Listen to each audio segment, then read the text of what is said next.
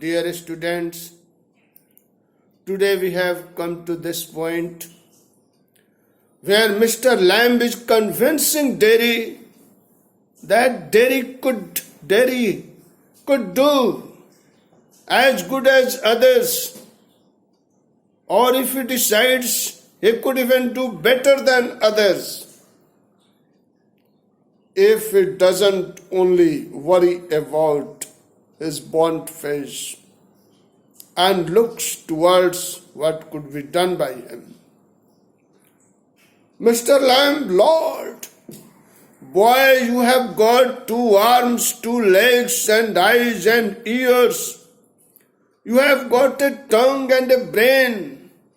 You will get on the way you want, like all the rest, and if you choose and set your mind to it, you could get on better than all the rest. Now this is a great inspiration for a boy who had confined himself to a house, or if he moves in such a way that he should not be noticed. For such a boy, this great hope, this was not being given to him. People used to give him sympathy. People used to say, what would he do? People showed that they were caring unto him, sympathetic unto him. People thought that he was disheveled because his face was half burned, and with that face, perhaps he can't even survive on his own. But here was a man who was telling him that not only he could do like others, he could even do better than others if he decides to. And this is very important. Derry, how?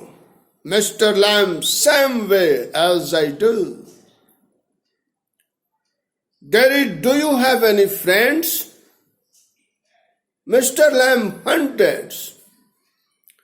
Now here is the point to understand. Why he says the same way as I do. You must ask a question, what does this mean? What is so special about Mr. Lamb that same way? Yes, Mr. Lamb has 1 leg only. The other leg has been blown below the knee. And still he is leading his life without any sorrow. He is happy with his life. And so he says, the same way as I do. Now at this, Derry asks whether Mr. Lamb has any friends. Does anyone come to him? Does he interact with anyone? Do you have any friends? Mr. Lamb, hundreds. But you live by yourself in that house. It's a big house too. Friends everywhere. People come in. Everybody knows me. The gates always open. Means they are always welcome. They come and sit here.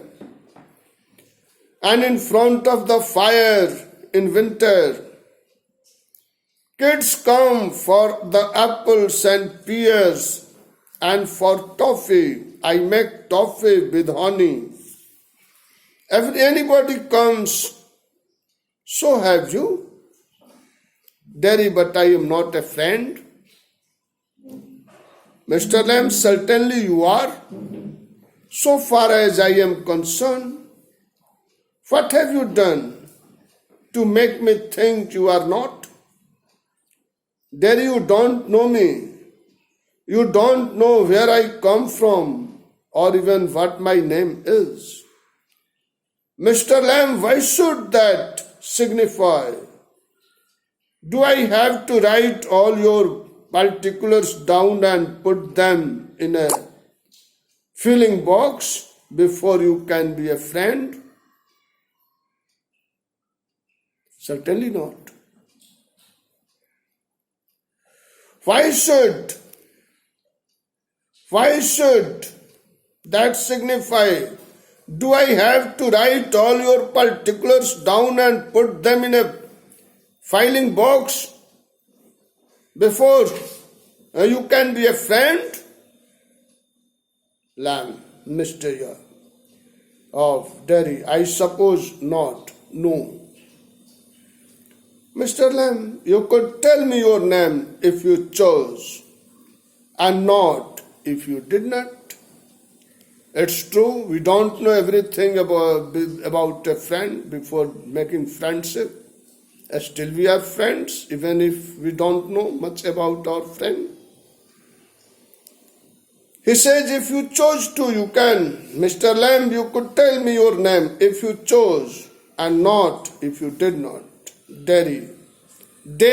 Only it's Derek, but I had that. Derry. If I am your friend, you don't have to be mine. I chose that. Now Derry says that if Mr. Lamb thinks Derry to be his friend, so much so good. But Derry does not consider him as his friend. Mr. Lamb, I choose that, he says. Mr. Lamb, certainly. Derry, I might never come here again. You might never see me again, and then I couldn't still be a friend. Mr. Lamb, why not? Derry, how could I? You pass people in the street and you might even speak to them, but you never see them again. It doesn't mean they are friends. Derry has said this. Derry has said that you meet people in a street and you don't meet them again, and this does not mean that they are friends. Mr. Lamb, doesn't mean they are enemies either. Does it? Derry, no, they are just nothing. People, that's all. Mr. Lamb, people are not just nothing. Never. Thank you. Today only this much.